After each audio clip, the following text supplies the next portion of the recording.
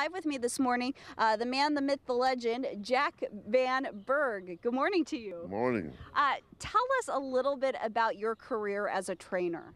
Well, I started out, I was born in Columbus, Nebraska, and my father built a livestock auction there, and I started out buying cattle and auctioneering and training horses in Omaha in the summertime. And he started with one horse and led the country for 14 years, and I learned from him, the best teacher in the world, and I just went on from there. And when he got sick and older, why, he passed away, and I took over the stable, and I trained public stable. And so you have had in your lifetime 6,500 wins, is that correct? That's correct, right at 65. I was the first trainer to win 4,000, first to win 5, and the first to win 6. Then I was going to take it easy because I had 6 outfits throughout the country running 5 to 6 all the time. And I went to California, and the weather and everything nice out there got me. So I went there and stayed out there and was going to slow down. And I got in ranch dealing, didn't get along very good, so I come back in the Midwest now. So you've had horses that have actually won some pretty big races. Tell us about that. Well, I've been very fortunate. I've had a lot of good horses, but the 2 best horses I had was Gate Dancer. He won the Preakness, got beat 2 noses in the first $3 million Breeders' Cup, both of them. And I had Ali Sheba win the Derby and the Preakness, and win the Breeders' Cup, was second in the first one. He run in as a 3-year-old and a 4-year-old in 80-81, the $3 million race, and at that time become the richest horse of all time.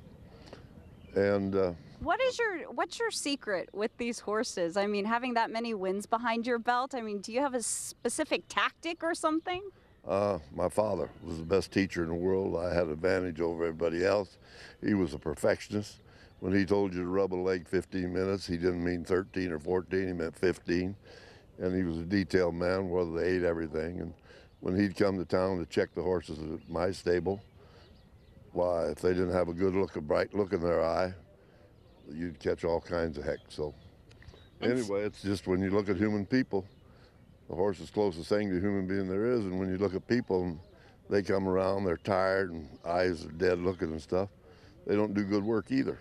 And so finally, you're down here because you wrote a book and you're having a book signing. Quickly tell us about that. I didn't write the book. Chris Katulak, he was a race announcer. He's from Omaha originally, and it's a racetrack. He's a commentary in Remington Park, and he wrote the book. And what is the name of it? Jack, From Grit to Glory. And It's about my father starting out with coming off the farm and was a sale barn, and then me coming along. And you're out here from 1 to 3 today?